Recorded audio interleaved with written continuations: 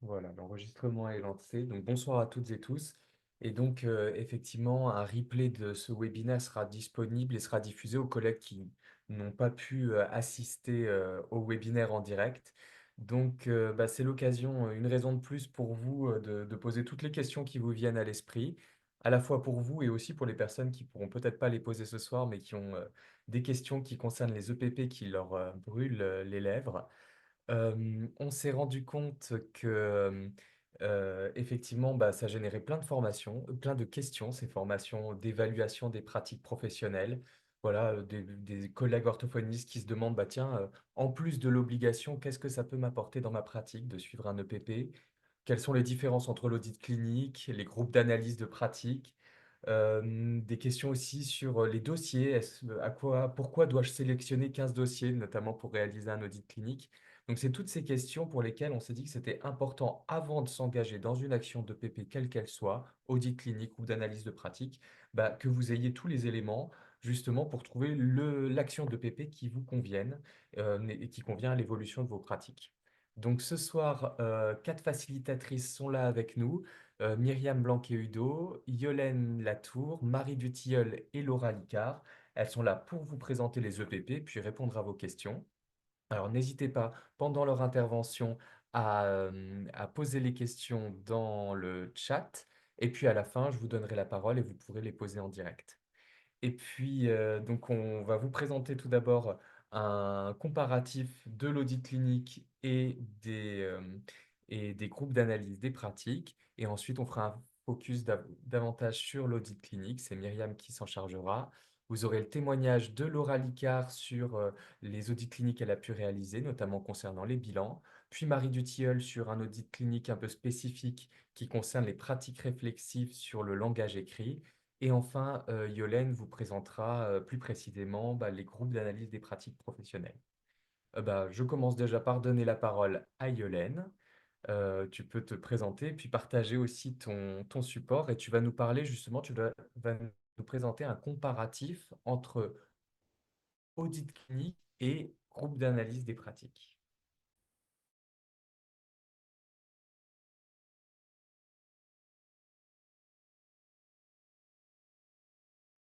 Et donc, il faudra bien que tu penses à réactiver ton micro pour qu'on puisse t'entendre.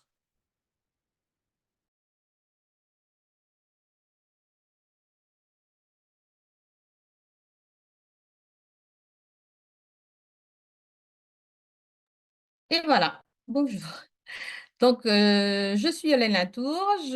J'étais orthophoniste en activité. Je ne le suis plus, hein, en tout cas pas pour le cabinet. Et j'ai animé des audits cliniques sur le bilan pendant quelques années. J'étais formée pour ça. Et depuis 2 ans, j'anime des... attendez, j'ai un souci avec le diaporama. Pardon. Et là, maintenant, j'anime des GAP. Donc, depuis 2 ans, j'ai fait des GAP sur le langage écrit, ce qui est vraiment très, très intéressant pour moi. Et j'ai eu l'occasion de réfléchir vraiment sur ce qu'était un GAP et ce qu'était un audit clinique, sur la différence entre l'un et l'autre et sur ce que ça amenait. Voilà. Donc, c'est pour ça qu'aujourd'hui, j'ai accepté de faire cette partie sur la comparaison entre EPP et GAP que je vais vous présenter maintenant, si ce diaporama veut bien se mettre en route, ce qui serait une bonne idée.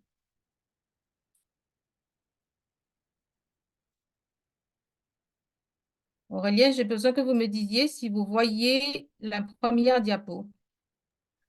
On voit la première diapo, mais elle n'est pas en diaporama, enfin elle n'est pas en plein écran.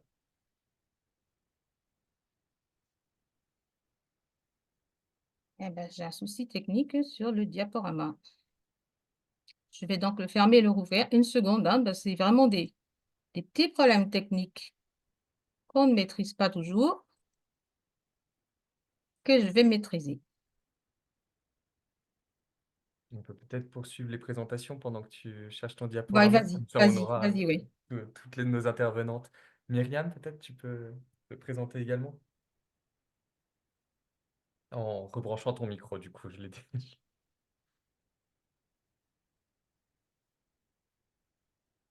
Audio.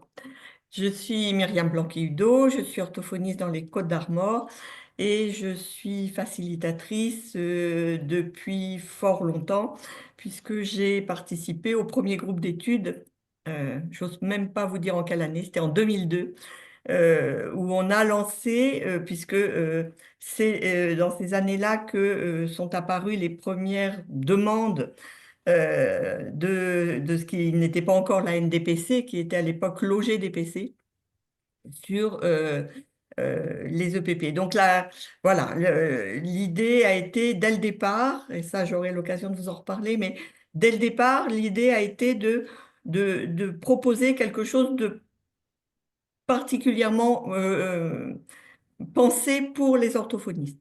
Donc, c'est un groupe de travail de la FNO qui s'est mis au travail et ça a été des moments voilà, très, très riches parce qu'il fallait tout construire à l'époque. Voilà. Merci. Marie, tu peux te présenter? Bonsoir à toutes et à tous. Je m'appelle Marie Dutilleul, je suis orthophoniste dans le Nord, près de Lille. Je suis facilitatrice depuis peu, pour le coup, par rapport à Myriam, puisque c'est que depuis le dernier format de PP que j'ai rejoint l'équipe de facilitatrice. Et je suis donc facilitatrice pour Stromform, donc qui est l'organisme de formation du Nord-Pas-de-Calais, et pour Fnoform également. Et par contre, j'ai été stagiaire sur la mouture précédente concernant le bilan, donc je vous parlerai de ces petites expériences tout à l'heure. Merci. Et Laura, tu peux te présenter? Oui, bonjour à tous, toutes. Je suis Laura Licard, je suis orthophoniste dans l'Hérault, en Occitanie. Et pour ma part, je suis entre Myriam et Marie. Donc j'ai été facilitatrice déjà, et c'est de ça que je vous parlerai un peu tout à l'heure pour l'audit clinique concernant le bilan. Et désormais, je suis facilitatrice également pour l'audit clinique sur le bilan du langage écrit pour ma région, donc enfin voilà, pour l'Occitanie, et puis pour Fnoform. Voilà. Merci. Bon, du coup, Yolène, on te laisse la main. Et puis voilà, même s'il est en plus petit, je suis sûr que ça va être top. Non, mais ça devrait aller. Aujourd'hui, la technique n'a pas voulu nous suivre, mais c'est pas grave, elle sera là. Voilà. Donc, voilà, l'idée, c'était de présenter en quoi l'audit clinique et les groupes d'analyse de la pratique, alors sur le diaporama, vous verrez AC et GAP, ont des choses en commun, des choses différentes et sont complémentaires de façon à vous permettre de pouvoir choisir. Alors, si on est dans les analogies, donc qu'est-ce qui est pareil entre un audit clinique et un GAP? Eh bien, on a des choses au niveau du cadre. Hein. L'audit clinique et le GAP sont vraiment des séquences qui sont agréées par le DPC, qui correspondent à l'obligation triennale de formation et c'est validé par la NDPC. Ce sont aussi des méthodologies pour les deux sortes de PP. Ce sont des méthodologies qui s'appuient sur les méthodologies préconisées par la HAS. Ce sont chaque fois des thèmes qui sont définis. Donc, on peut pas, quand on s'inscrit à une PP, décider que c'est le langage oral, le langage écrit. Il y a un thème qui est défini. Ce sont des choses qui se font en plusieurs sessions pas forcément les mêmes pour le GAP et le PP, mais il y a plusieurs sessions, il faut s'attendre à ça, avec un compte-rendu de session qui est obligatoire pour les deux sortes de PP. On a aussi des analogies au niveau du fait que ce sont toutes deux des évaluations formatives. Alors, formatives par rapport à normatives. Normatives, on vous dit c'est bien, c'est mal ce que tu fais. On te met une note. Formative, c'est je fais une analyse de ma pratique dans le but d'une certaine évolution, donc j'apprends des choses que je vais ou pas appliquer. Donc, les objectifs sont toujours, pour les deux, l'évolution de la pratique professionnelle. Les professionnels qui s'inscrivent à une PP, leur objectif au départ, c'est l'évolution de leur pratique professionnelle, mais c'est aussi l'objectif de ceux qui ont pensé ce type de PP.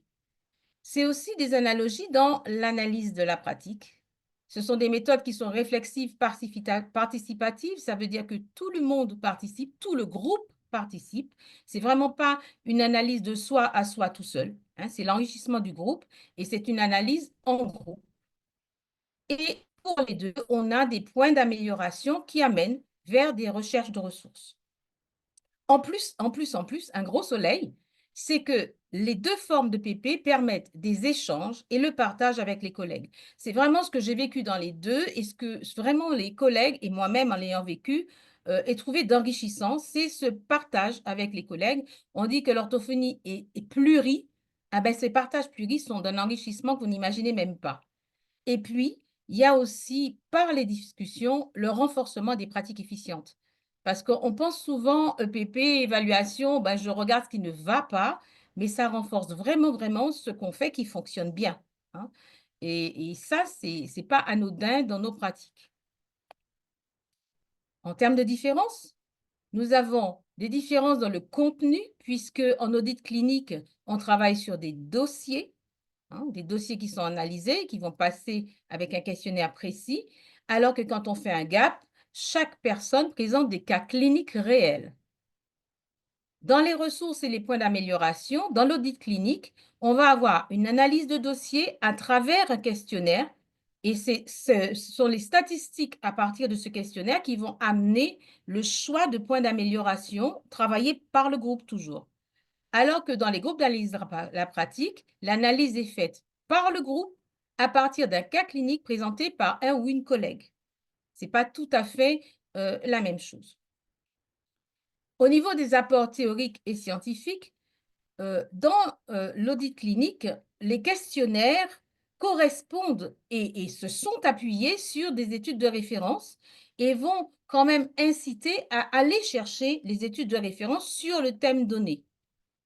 Alors qu'au niveau des gaps, eh ben, il va y avoir une richesse de liens qui sont faits par l'analyse du groupe, par l'expertise du groupe, par les apports de référence et aussi des ouvertures sur les formations complémentaires. Donc, on a vraiment, à partir du cas réel d'un ou d'une collègue, toutes des portes qui s'ouvrent sur l'enrichissement.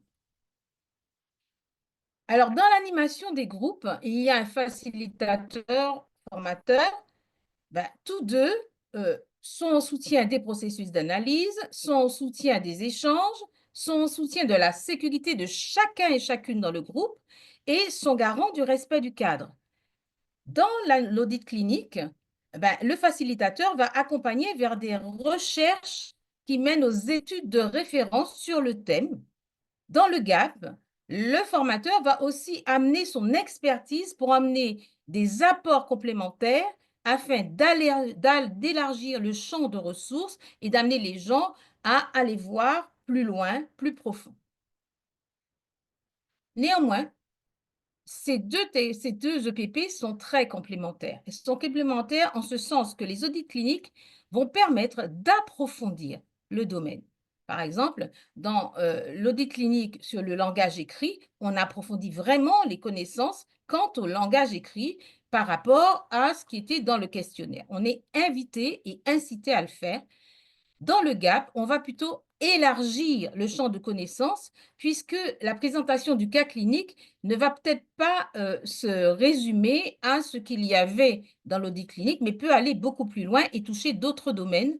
Et ça, c'est acté et admis.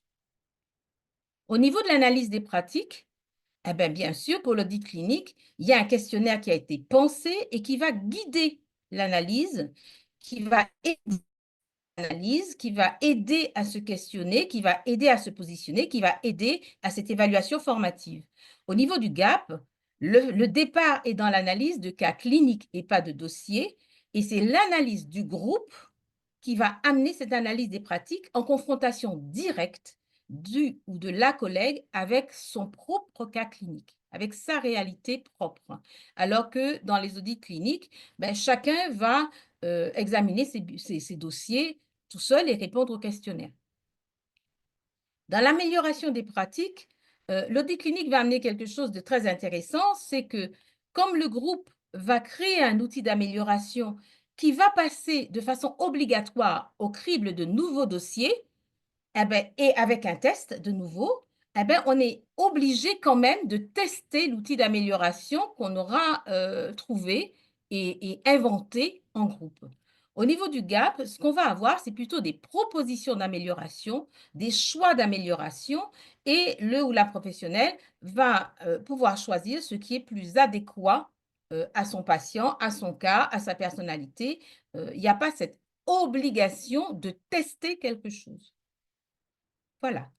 Donc, audit clinique ou GAP, ben, c'est à vous de choisir et ou en fonction du moment, en fonction de ce que vous recherchez, en fonction de ce qui vous intéresse et aussi en fonction de ce qui vous est présenté dans vos régions ou dans d'autres régions.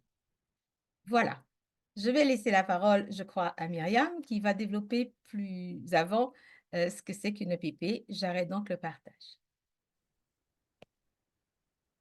Merci Yolène. Ben, voilà, ce qu'on voulait pour commencer, c'était vraiment poser les choses et que le but de ce webinaire, c'est ça, c'est vraiment que vous puissiez choisir en toute connaissance de cause vers quel EPP. Vraiment, l'idée, c'est que vous ayez l'EPP dont vous avez besoin au moment où vous en avez besoin.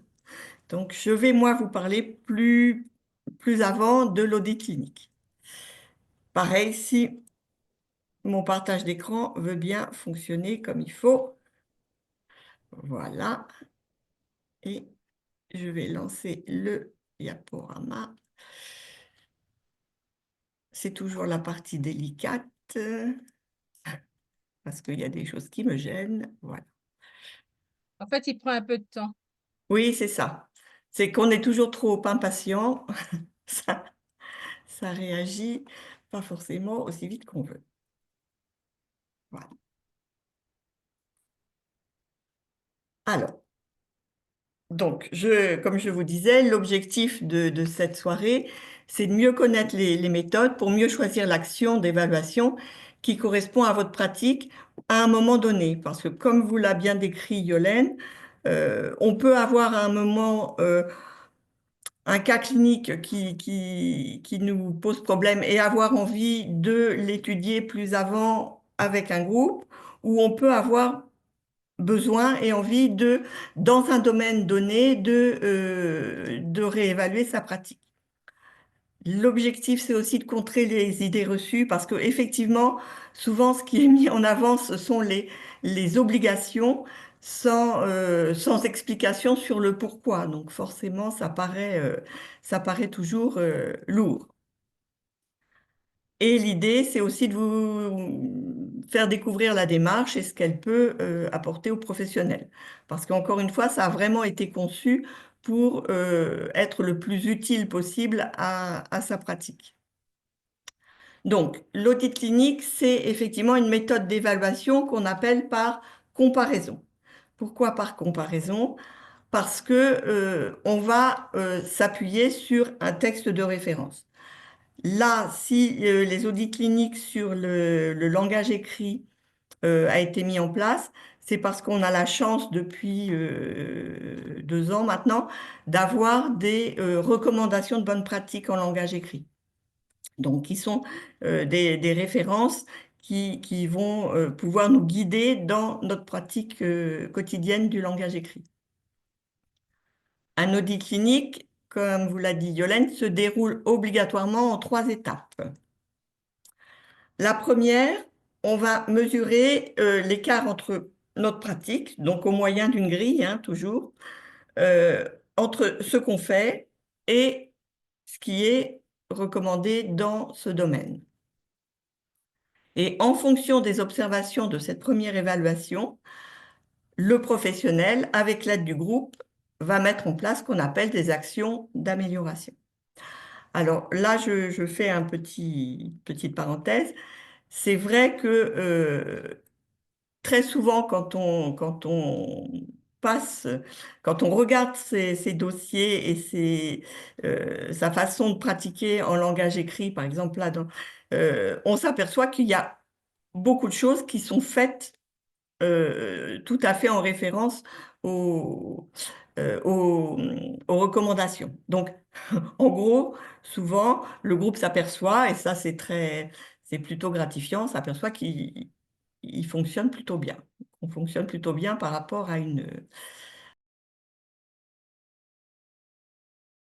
Ah bah si je retire le son, alors. Et ensuite, l'impact de ces actions est évalué à distance par une nouvelle mesure avec les mêmes critères. Donc c'est là où on voit qu'effectivement, un audit clinique ne peut se dérouler qu'en 3 étapes, avec à chaque fois des nouveaux dossiers à réévaluer. Donc, pour pouvoir valider une action d'EPP auprès de la NDPC, il faut que les recommandations soient consensuelles, c'est-à-dire qu'il faut qu'ils aient été validés par, qu'elles soient acceptables par l'ensemble de la profession, ce qui est le cas des recommandations de bonne pratique en langage écrit.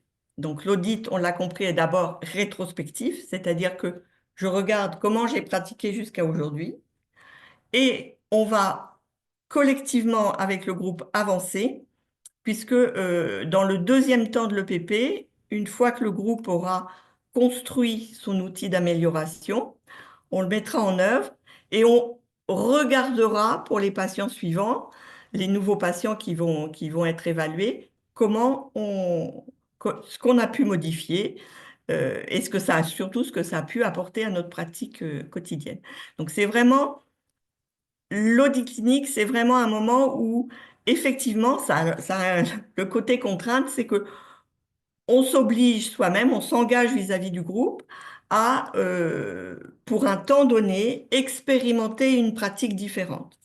Et c'est vrai que la NDPC nous a imposé 10 dossiers nouveaux. Alors, c'est pas venu de n'importe où. C'est parce qu'on sait bien que pour dépasser le côté fastidieux ou dérangeant d'une modification, il faut qu'elle soit appliquée suffisamment souvent pour qu'on en éprouve le bénéfice. Ceci explique le côté, effectivement, il faut pouvoir, dans une période de 6 mois, euh, faire de nouveaux bilans. Donc, par rapport à ce qu'on appelle une formation cognitive, donc les formations euh, plus dans un domaine donné qu'on connaît davantage, une formation cognitive va viser un renforcement des connaissances. C'est typiquement la formation où on apprend des choses. L'EPP, ça permet aux professionnels de santé d'évaluer si en situation clinique face aux patients, on met bien en place ce qu'on a appris, en gros, et les pratiques recommandées. Parce que ce qui apparaît souvent dans les groupes, quand on en discute, c'est qu'il y a un écueil à la formation cognitive, c'est la mise en place. C'est-à-dire que très souvent, on sort de la formation, on a appris plein de choses, on se sent formé et prêt à mettre en œuvre des choses différentes, et qu'une fois rentré au cabinet, bah, la pression temporelle, les- la forte demande fait que souvent, on ne trouve pas l'espace pour mettre en œuvre ce qu'on a appris réellement. Donc effectivement, très souvent, on sait ce qu'il faut faire, on l'a appris, on l'a bien compris, mais on ne parvient pas à le mettre en œuvre pour des raisons.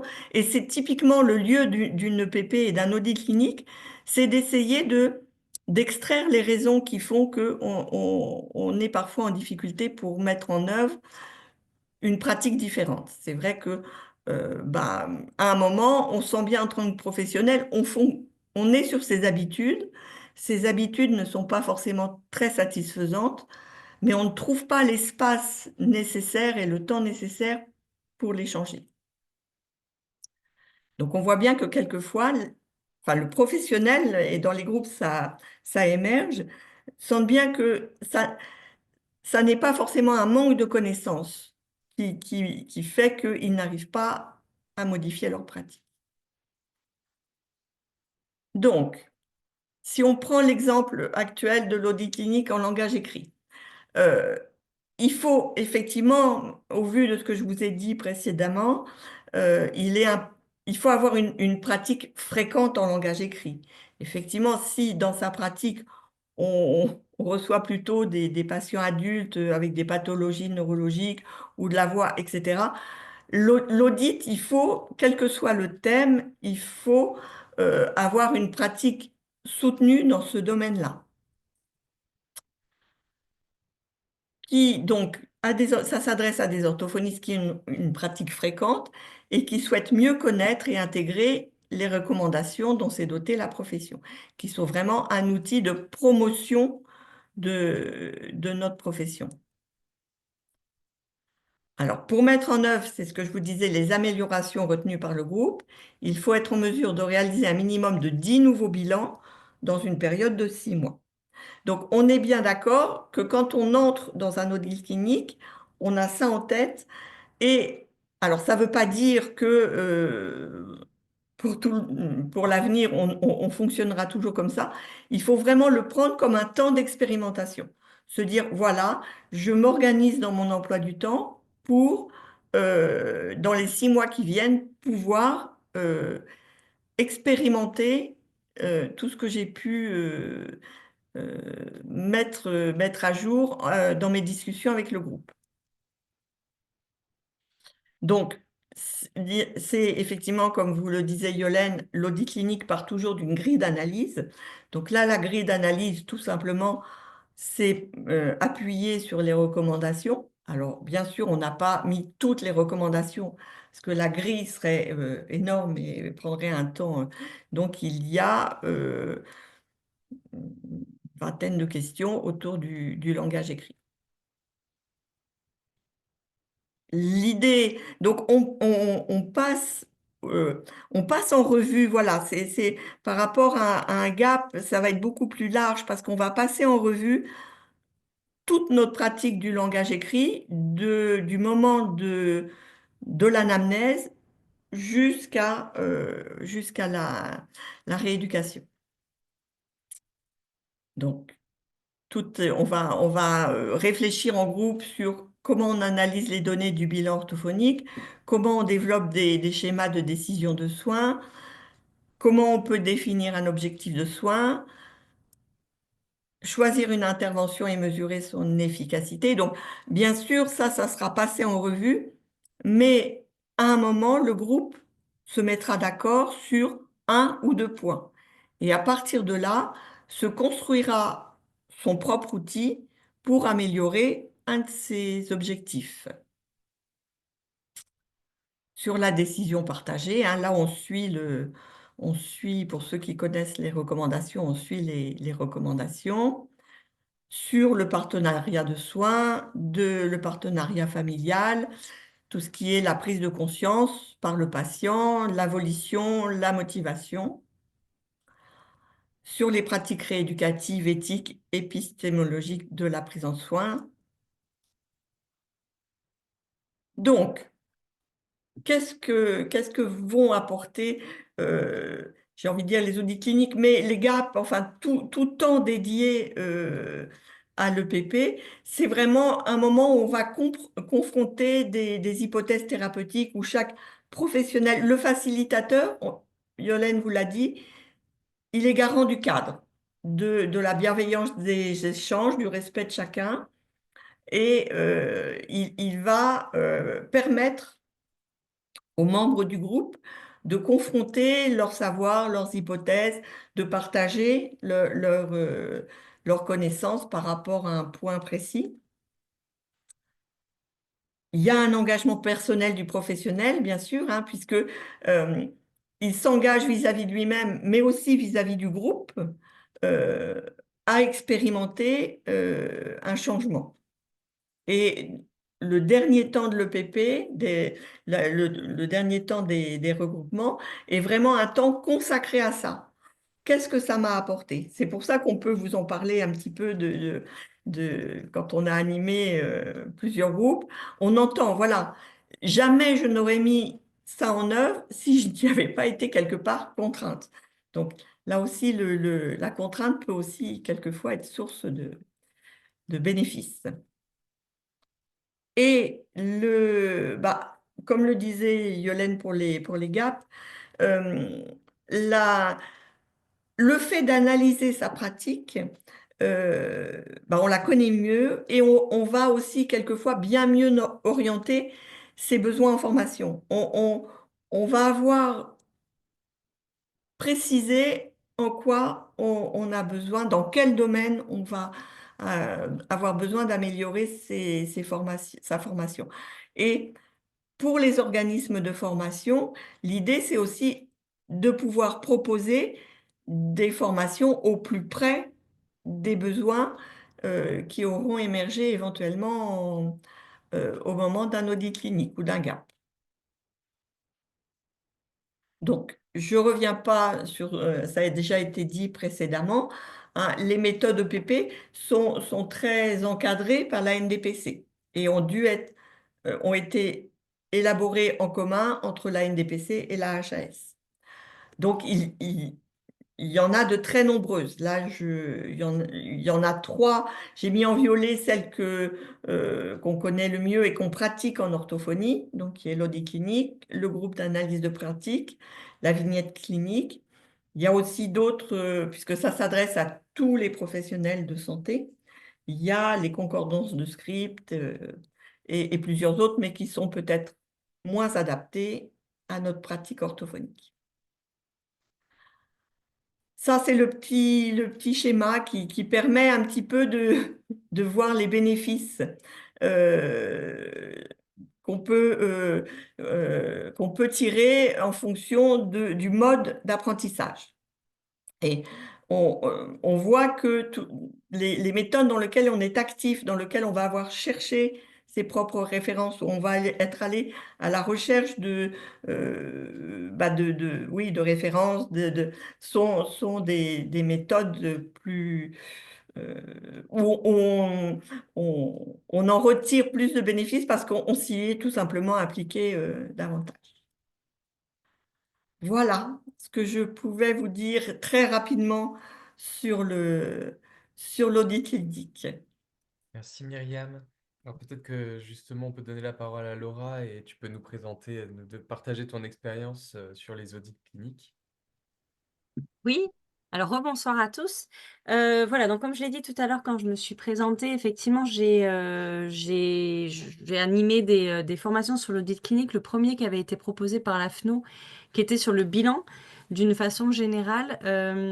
Voilà, alors je vais quand même pas mal rebondir sur des choses. Enfin, je vais redire un peu des choses que Yolène et Myriam vous ont présentées un peu de façon cadrée et plus théorique, entre guillemets. Mais effectivement, là, si je reviens sur ce que vient de dire Myriam, sur cette possibilité en fait qui nous est offerte quand on fait un EPP de pouvoir enfin, et particulièrement un audit clinique, de pouvoir se remettre en question. Et comme l'a dit Yolène aussi, c'est pas une obligation, c'est-à-dire que c'est une évaluation formative et pas normative. Le but, évidemment, c'est si on a cette démarche, c'est qu'en général, on est quand même dans le désir et dans le souhait de faire évoluer nos pratiques. Mais si le travail qui est proposé par le groupe, parce que c'est toujours une décision de groupe, si c'est pas forcément des choses qui nous correspondent et que nous, on préfère travailler sur d'autres choses, il n'y a rien d'obligatoire. Par contre, ce qui est très riche dans ces temps de PP, dans ces temps d'audit clinique, ce sont tous les échanges qui peuvent être menés entre collègues. C'est vrai que c'est aussi, ça Myriam l'a un peu dit, mais c'est aussi des moments, les stagiaires nous font ce retour la plupart du temps de dire ben, c'est bien parce qu'en fait, ben, quand on va assister à une formation sur un thème en particulier, ben, tout ce qui va concerner nos pratiques, on n'a jamais trop le temps de l'aborder. On va l'aborder dans les moments plutôt informels. Et là, c'est vraiment des moments où, au contraire, on prend le temps de dire comment on va travailler, de dire comment on souhaite travailler, de pouvoir vraiment faire évoluer nos pratiques et être moteur dans cette action-là. C'est aussi juste au-delà de l'échange avec les collègues, c'est aussi une richesse de pouvoir se remettre en question soi-même sur ses pratiques et de voir ce qu'on fait bien, comme tu l'as très bien dit Myriam, ce qu'on peut faire évoluer et au rythme auquel on a envie de le faire évoluer, parce qu'il y a parfois, ça peut aussi se faire en plusieurs temps. Moi, ce que je peux dire aussi, plutôt en tant que facilitatrice, j'ai aussi l'expérience de formatrice. Enfin, dans d'autres domaines, certes, mais je suis aussi formatrice. Et vraiment, ce rôle, alors c'est plus pour vous faire ressentir aussi le ressenti, le ressenti formateur, facilitateur, il y a une vraie différence. C'est-à-dire que quand on est facilitateur, c'est le mot faciliter. On est là pour faciliter les échanges, pour les diriger un petit peu, certes, mais plutôt pour les cadrer, on va dire. Pas vraiment pour les diriger, mais pour les cadrer. Et donc, tout vient vraiment des stagiaires. Et la construction se fait vraiment par les stagiaires, à partir, certes, de grilles qui sont cadrées, mais la construction se fait par les stagiaires. Donc, c'est vraiment pas du tout la même démarche. Et effectivement, il y a beaucoup plus d'actions et de démarches actives des stagiaires qui sont menées. Voilà, et puis c'est à peu près tout parce qu'après le reste, je vais laisser Marie peut-être détailler un petit peu plus justement la place du stagiaire et puis les audits cliniques, son expérience dans les audits cliniques en bilan du langage, enfin en langage écrit, pardon, tout court. Merci Laura. Alors, rebonsoir à toutes et à tous. Donc, en effet, j'ai eu la chance de participer à un EPP en tant que stagiaire, comme d'ailleurs peut-être déjà certains d'entre vous, sur le bilan à l'époque. Et vraiment, l'élément qui était ressorti de manière très forte pour moi, c'était de pouvoir, comme l'a dit Myriam, m'accorder ce temps que je ne m'accordais pas en temps normal dans ma pratique au quotidien parce que débordée par le temps, par d'autres objectifs, d'autres choses. Et donc, je voyais bien qu'il y avait des choses qui dysfonctionnaient, mais je ne prenais pas le temps spécifiquement pour me poser sur ça. Donc, c'était vraiment pour moi le point fort en tant que stagiaire. Et ce que j'ai aussi beaucoup apprécié, c'était de rentrer dans une démarche d'amélioration continue. C'est-à-dire qu'à partir du moment où je me suis posée sur cette pratique, ça ne s'est pas arrêté le jour où la session s'est terminée. C'est vraiment une démarche qui s'est installée en fait continuellement dans ma pratique et du coup que je continue encore aujourd'hui à faire évoluer en prenant en ressource ce que j'ai pu faire pendant les sessions de PP sur le bilan. Donc finalement, c'est vraiment une démarche qui s'installe dans le temps. Voilà, donc ça c'était pour la partie stagiaire. Ce qui est très agréable aussi, qui avait pu être précisé dans le format, c'est on peut avoir une mise en place finalement immédiate et concrète. Comme le disait Laura, dans les formations plutôt cognitives, parfois le temps qu'on retravaille un peu la formation, qu'on la digère, qu'on puisse la mettre en place, ça peut prendre du temps. Là, c'est instantané puisqu'on repart avec un outil tout fait, donc ça permet vraiment de tout de suite pouvoir mettre en pratique dès le lendemain, si on le souhaite, de la fin des sessions. Il y a aussi un point qui me paraissait important de vous mettre en avant, c'est que on a parlé, en particulier dans l'audit clinique, du fait d'analyser les dossiers. Moi, je vous avoue, quand je suis arrivée en EPP sans vraiment savoir de quoi il s'agissait, je me suis dit, oh là là, je vais devoir ramener mes dossiers, je vais devoir montrer mes dossiers à tout le monde, c'est pas très agréable, en tout cas, j'avais pas envie de ça. Et en fait, finalement, bah, pas du tout. L'analyse, elle se fait de manière personnelle. Le remplissage des grilles, il se fait en interstage, donc sans être devant le grand groupe. Et en fait, c'est le groupe qui réfléchit ensemble sur la base des observations communes au groupe. Et donc, il n'y a pas de jugement, il n'y a pas d'analyse personnelle. Donc, c'était très rassurant de savoir ça. Après, si la partie gap sera plus sur des cas spécifiques, et là, donc, si c'est quelque chose qui vous convient, tant mieux. Mais en tout cas, si c'est quelque chose que vous appréhendez, l'audit clinique ne sera pas dans cette démarche d'analyse spécifique ouverte à tous, en tout cas. Et alors, en tant que facilitatrice maintenant, donc là, c'est assez récent pour moi. J'ai 2 sessions qui sont actuellement en cours. Les retours des stagiaires concernant les dossiers, comme Myriam l'a dit, ça peut provoquer parfois quelques inquiétudes en se disant que 10 dossiers, ça peut être beaucoup. Sauf que finalement, les retours sont tels que les 6 mois nous permettent quand même de mettre en place ça. Et puis, donc finalement, au début, il y avait pas mal d'inquiétudes autour de cette quantité de dossiers qui peut paraître importante. Et en fait, finalement, dans la pratique, ça se révèle pas si problématique que ça. Les stagiaires apprécient vraiment de se donner le temps de se plonger dans les recommandations de bonne pratique et de se les approprier, puisque c'est pas forcément un outil simple et digeste, donc ça permet vraiment de s'y mettre. Voilà, ce sont vraiment les points principaux, de pouvoir aussi valoriser ce qui fonctionne bien et travailler sur ce qu'il faut améliorer. Voilà, c'était ce que je voulais partager avec vous ce soir. Je me permets juste, Marie, de compléter ce que tu disais. Le traitement des dossiers est individuel et les dossiers sont totalement anonymisés. C'est-à-dire que le facilitateur n'a que des résultats généraux. À aucun moment n'apparaît le nom de vos patients ou que ce soit. Enfin, je pense que c'était important voilà, le traitement des données est totalement anonyme. Merci pour ces précisions. On peut faire avant de vous donner la parole, peut-être une présentation plus spécifique des gaps aussi. Yolène, est-ce que tu peux voilà, nous dire quelques Oui. mots sur les groupes d'analyse des pratiques? Voilà. Alors, les groupes d'analyse pratique, c'est un peu différent de l'audit clinique. Toujours, il y a un sujet, c'est vrai, mais elle repose sur des analyses de cas. C'est-à-dire que s'il y a 10 participants, chaque participant va devoir présenter un cas aux collègues dans le but d'une recherche de ressources cliniques, scientifiques, de référence. Dans le cadre, c'est en présentiel ou en visio. Et dans le fonctionnement, donc on part d'un thème et à chaque session, quelqu'un va présenter un cas. Donc c'est vrai que par rapport à ce qui est dit de l'audit clinique, c'est peut-être plus impliquant ou différemment impliquant puisque on va exposer un cas. Un cas, ça veut dire une partie d'une pratique, quelque chose qui pose problème, mais toujours en respectant le thème. Et ce qui est intéressant, c'est la méthode est réflexive participative. Tout le monde va tâcher de comprendre de quoi il s'agit, de sortir ce qui a bien fonctionné, de comprendre la problématique qui est soulevée par le ou la collègue et d'amener son expérience à la fois clinique et aussi théorique pour amener un élargissement des points de vue et des possibilités non pas, je ne dirais pas d'amélioration, mais vraiment de réponse aux problématiques amenées par le groupe.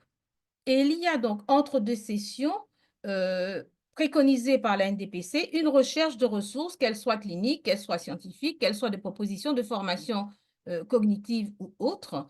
Donc la différence, ce qui est intéressant dans le GAP, c'est vraiment ça. On part du cas réel présenté par le collègue. Alors c'est vrai que le facilitateur formateur est vraiment, vraiment garant à ce moment-là de la qualité des échanges. Mais de mon point de vue, ça fait 3 ans en fait que j'anime ces GAP. La richesse des échanges, cette qualité des orthophonistes au respect, ce côté pluridimensionnel de l'orthophonie apparaît vraiment comme un enrichissement et parfois confrontant parce que certains collègues découvrent, ben, j'aurais pas fait comme ça. Plutôt que de dire c'est bien mal, c'est j'aurais pas fait comme ça, mais ça a fonctionné là, etc. Donc c'est un enrichissement permanent. Et ce que me disent les collègues par rapport au gap, c'est vraiment, je ne m'attendais pas à ça. Je m'attendais à être confrontée par rapport au fait, et je craignais de présenter un cas, mais en fait, cet enrichissement et ces propositions d'amélioration qui me sont faites fait que je garde la main sur ce qui est adéquat, je garde la main sur mon patient et je garde la main sur la suite de mes progrès. Donc, le GAP est aussi une autre réponse, qui est une réponse directe sur les cas cliniques, qui permet d'élargir. Voilà. Merci. Merci à toutes les quatre pour déjà cette présentation globale et déjà assez complète de ces deux formats de PP, les audits cliniques et les groupes d'analyse de pratique. Alors, j'imagine que parmi vous, il y a certaines personnes justement qui réfléchissent ou qui ont déjà suivi des EPP. Peut-être qu'il y a des questions aussi que vous aimeriez poser, c'est le moment, hein, enfin, voilà, poser à nos facilitatrices sur certains points, notamment concernant les EPP.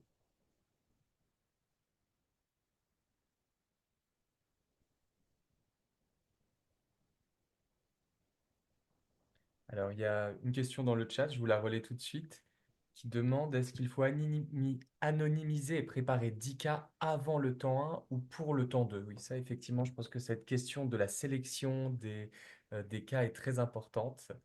Alors, voilà, on demande si c'est avant le temps 1, pour le temps 2.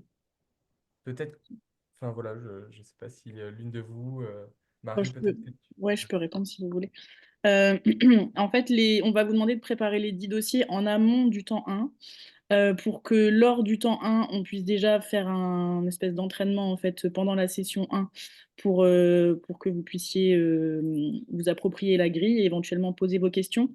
Et l'analyse des 10 dossiers va se faire entre le premier temps en groupe et le deuxième temps en groupe.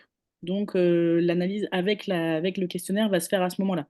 Donc du coup, les 10 dossiers doivent être de préférence prêts avant.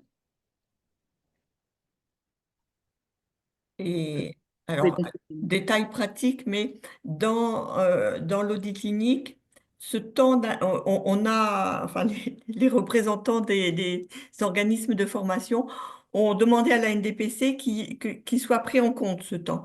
Alors, il n'est peut-être pas indemnisé à la hauteur exacte du temps passé, mais il y a, alors, je crois pas, c'est 2 heures, euh, c'est ça, hein. C'est Il ça, y a 2 heures de prévues pour l'analyse des dossiers. Ça, encore une fois, ça représente peut-être pas le temps exact, mais les organismes, enfin, on a tenu à négocier avec la NDPC pour que ce soit pris en compte, pour peser le moins possible aussi sur effectivement un emploi du temps qui est déjà. On voulait vraiment que le temps de réflexion et d'analyse soit complètement dégagé, ce soit pas en plus du cabinet. Alors, il y a une autre question concernant une collègue qui est en salariat, qui a des analyses de pratiques professionnelles qui sont mises en place, si j'ai bien compris, avec son équipe pluridisciplinaire et qui demande si ça permet de valider l'obligation triennale de PP. Donc, effectivement, alors, je ne sais pas si ça va totalement répondre à la question. Je ne sais pas si l'une de vous veut répondre ou veut compléter. Les salariés comme les orthophonistes qui exercent en libéral ont donc cette obligation de DPC à remplir, enfin voilà, de formation en DPC. Et donc probablement l'employeur propose ces analyses de pratiques professionnelles, peut-être pour remplir, il faudrait se renseigner pour savoir si c'est considéré comme du DPC. Si l'employeur le propose, c'est vraiment à la charge de l'employeur de faire respecter cette obligation de DPC. Donc c'est probablement que ça le remplit. Sinon, si ce n'est pas le cas, c'est possible que de demander à son employeur, ça vraiment, il faut poser la question au RH de savoir si on peut suivre une action de formation estampillée DPC, cognitive ou EPP par ailleurs. Donc voilà, il faut vraiment pouvoir demander si cette analyse de pratique professionnelle est reconnue comme de l'EPP par le DPC. Oui, voilà, si je peux compléter, c'est exactement comme pour les formations cognitives, c'est-à-dire qu'il y a des formations cognitives qui valident et d'autres qui ne valident pas le DPC. Là, en fait, sans demander à votre employeur, enfin, on ne pourra pas savoir. En fait, il faut savoir si ce programme répond à cette obligation ou pas. Merci. C'est plus clair. Il y a Mathilde aussi qui demande, j'ai un dossier, enfin dans un dossier, on met quoi? Est-ce que c'est juste le bilan? Alors du coup, donc comme ce sont des dossiers de vos patients, ça va être tout ce que vous faites avec vos patients. L'analyse va porter sur toutes les étapes de la prise en soin, du bilan jusqu'à toutes les étapes de rééducation, et même, il y a même certains items sur la fin une décision de fin de prise en soin. Donc le dossier, finalement, c'est votre dossier tel que vous le tenez dans votre cabinet. C'est pas forcément un dossier papier, hein, ça peut être du dossier numérique aussi.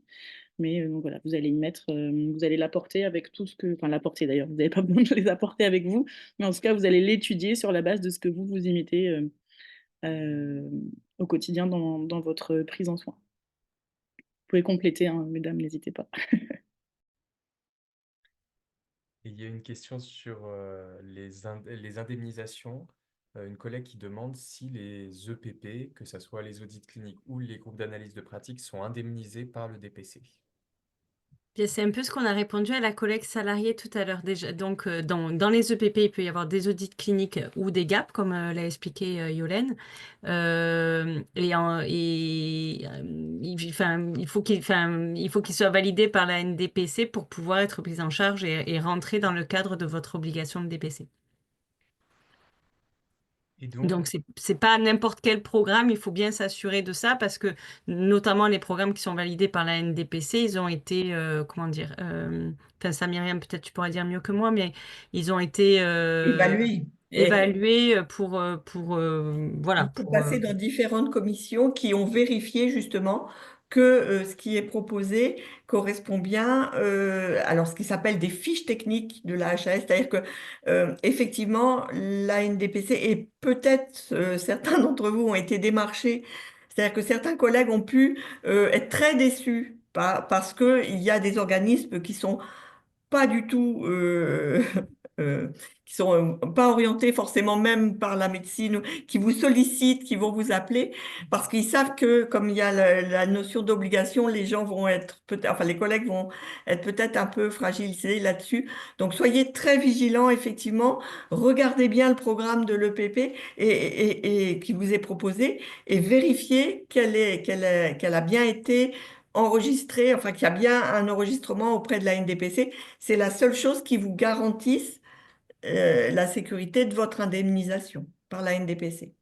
Et donc, d'un point de vue vraiment administratif, quand vous vous inscrivez, alors les actions ne sont pas encore ouvertes pour le DPC en 2025, mais quand vous vous inscrivez à un organisme de formation qui propose une EPP, soit il l'a déjà proposé en 2024 et ça a été validé par la NDPC, ça veut dire qu'il va pouvoir reconduire cela pour 2025 et qu'en 2025, elle sera également validée par la NDPC. Et donc, vous devez à la fois vous inscrire auprès de l'organisme de formation. Voilà, c'est une inscription administrative, mais aussi vous devez faire en parallèle une inscription sur le site de la NDPC. Et donc là, si vous trouvez votre action, que ce soit de la formation cognitive ou bien de l'EPP sur le site de la NDPC, bah, c'est que ça peut être indemnisé si vous n'avez pas encore utilisé votre budget de l'année. Donc là, on va vous présenter notamment les groupes d'analyse de pratique et les EPP des différents organismes de formation syndicaux. Donc ces actions, c'est celles qui vont ensuite être déposées auprès du DPC. Et donc avant la formation, en tout cas, vous vous inscrivez en ayant l'assurance que la formation a bien été déposée auprès de la NDPC et que vous pourrez prétendre à une indemnité. Donc non seulement la formation, le coût d'inscription, c'est la NDPC qui vous le paye, donc vous ne payez pas d'inscription ou en tout cas vous payez seulement un reste à charge si la formation dure plus longtemps et plus longue, mais en plus, vous êtes indemnisé. Il y a Je une voudrais collègue. rajouter quelque chose, Aurélien, si tu Oui. permets. C'est qu'au niveau des gaps, on va avoir aussi des gaps qui ne sont pas forcément sur le langage écrit. Il y a des gaps qui vont vous être proposés dans différents sujets, en neurologie, en mathématiques ou n'importe. Et c'est vraiment important que ces gaps, pour qu'ils appartiennent à l'obligation triennale, il faut qu'ils soient validés par le DPC. Donc, il faut vraiment penser et vérifier ça. Merci. Alors, il y a une collègue qui disait déjà, je croyais qu'il fallait vous envoyer les 10 dossiers, donc tout numérisé. Donc ça, c'est pas le cas, hein. Les dossiers, vous les gardez, vous les avez, c'est vous qui analysez vos propres dossiers. Vous n'avez pas à fournir vos dossiers au facilitateur. Et est-ce qu'il faut demander des accords préalables aux patients correspondants? Du coup, est-ce que vous avez des autorisations qu'on doit leur faire signer? Alors, qui veut répondre à cette question? J'ai répondu juste en dessous en disant que c'est bien ça. En fait, on vous fournit une Ok. autorisation. Lorsque vous vous inscrivez, vous recevez un mail de confirmation de votre inscription et on vous réexplique la démarche et vous avez une autorisation à faire signer auprès des parents pour pouvoir Bah, travailler sur le. voilà, non, parce que c'est l'information du patient et que le patient doit être informé que vous allez mener une action de PP sur leur dossier. Alors, pareil, le retour des précédents groupes, c'est qu'au contraire, très souvent, enfin, nos patients et leurs représentants légaux sont souvent tout à fait intéressé et content de savoir que vous allez être dans cette démarche d'études et d'analyse et de recherche d'amélioration. Je vous relais, il y a 3 questions encore avant d'arriver à la fin de ce webinaire, parce qu'il est déjà bientôt l'heure. S'il n'est pas possible de s'engager à réaliser 10 nouveaux bilans dans les 6 mois, par exemple une pratique en salariat dans le champ du handicap, il vaut mieux se tourner vers un GAP plutôt qu'un audit clinique, demande la collègue. Bah, Yolène, peut-être, effectivement. Enfin, je vais peut-être laisser Yolène Ça répondre. paraît évident. Oui, c'est évident parce qu'au niveau du gap, bon, on a un cas à présenter, mais il faut savoir qu'on s'engage à ce moment-là à présenter un cas clinique en vrai devant aux autres.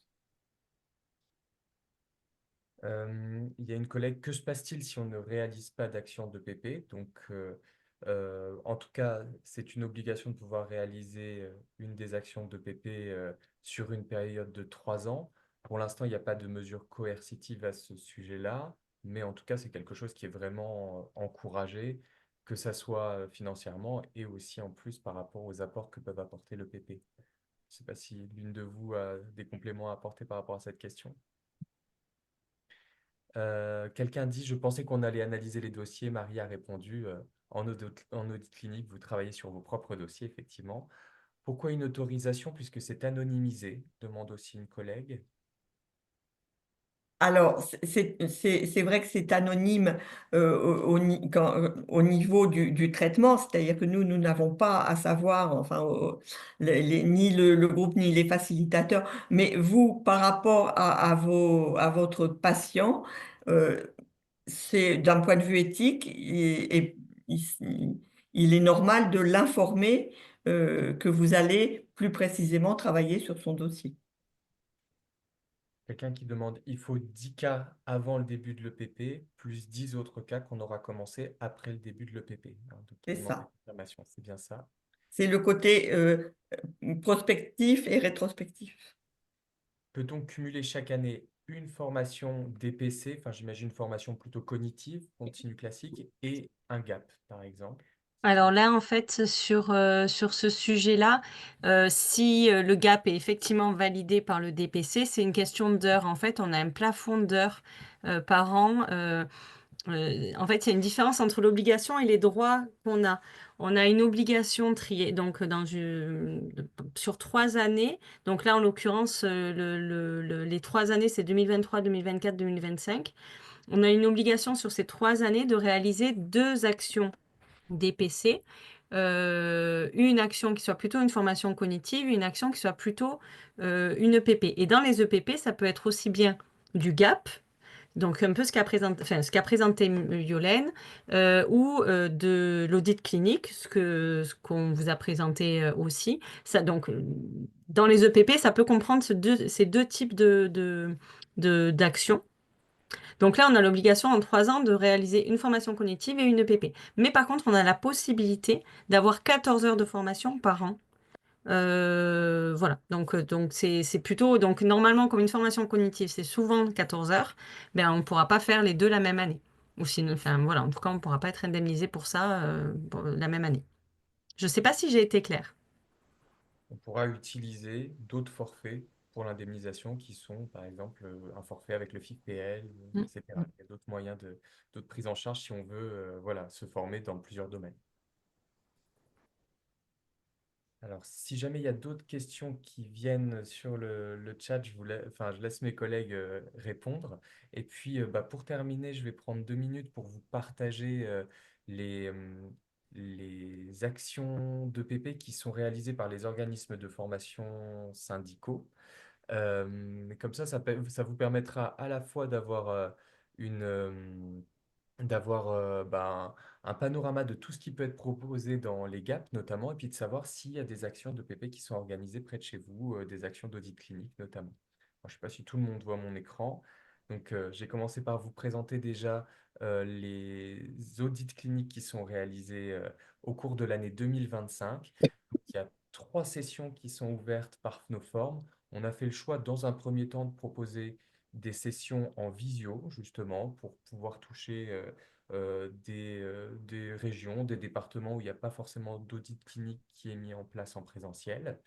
Et donc, voilà, pour aussi, il y a certaines personnes à qui ça conviendra mieux. Donc, une session par Myriam, une session par Laura et une session qui est organisée avec Marie comme facilitatrice. Et donc, comme vous l'avez vu, vous retrouvez les 3 temps, 1 heure et demie, puis 4 heures, puis 3 heures, 6 mois après. Donc, c'est pour ça qu'il y a ce délai entre l'unité 2 et l'unité 3. D'autres régions et départements proposent de le faire en région et notamment en présentiel. C'est le cas avec le SIOB en Bretagne qui propose cette action à Rennes, à Saint-Brieuc, à Vannes, à Brest et à Redon. Donc voilà, vous aurez le diaporama et vous aurez le replay, ce qui vous permettra d'avoir plus d'informations sur les dates. Et bien sûr, vous pouvez contacter les organismes de formation pour avoir plus d'éléments et pour vous inscrire. Le Sdoraform en Auvergne-Rhône-Alpes propose une session. Alors, quand je dis mixte, c'est-à-dire que la première est en visio parce que c'est plus simple, ça dure 1 heure et demie, et puis ensuite les 2 autres sessions sont en présentiel. Une à Lyon avec Myriam et une à Villefranche avec Myriam également.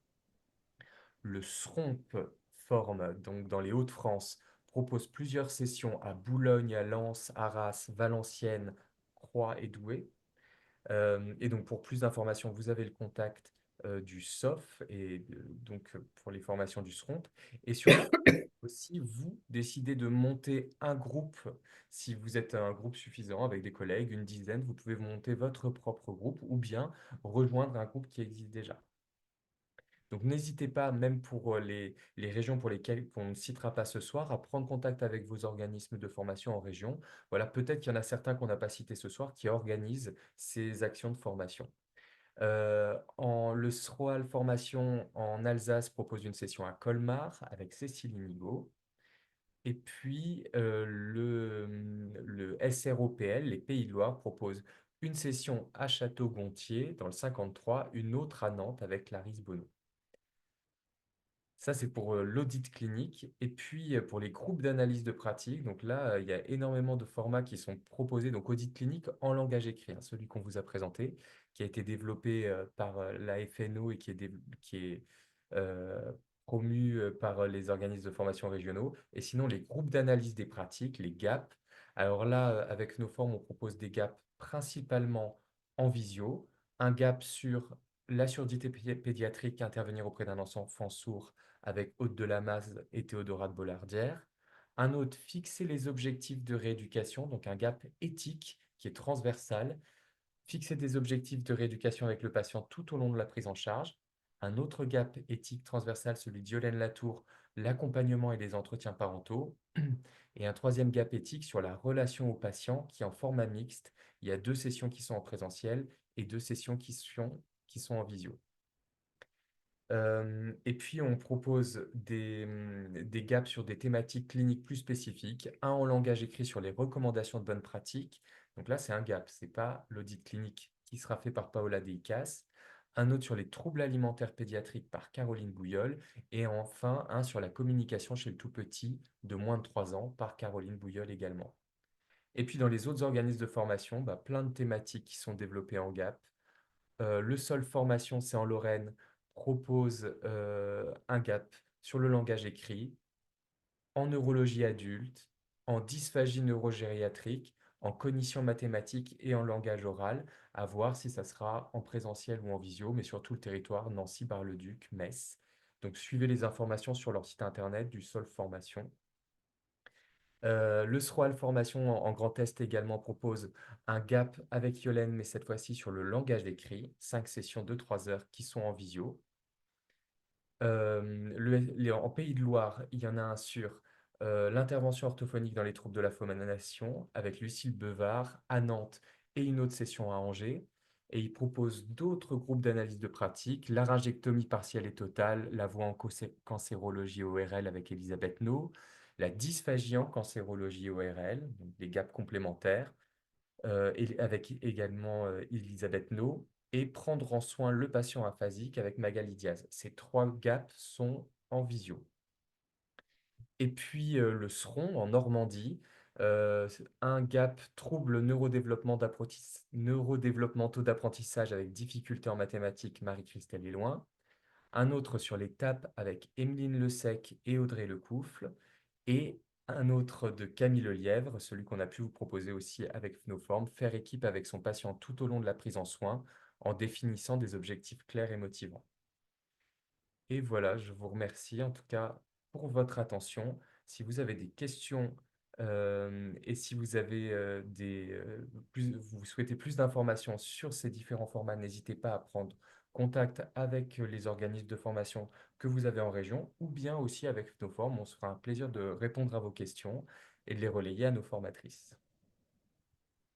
Merci beaucoup. On vous souhaite une très bonne soirée, puis on espère vous retrouver nombreux dans ces différentes actions de PP. Au revoir. Au revoir. Au revoir. Merci à toutes.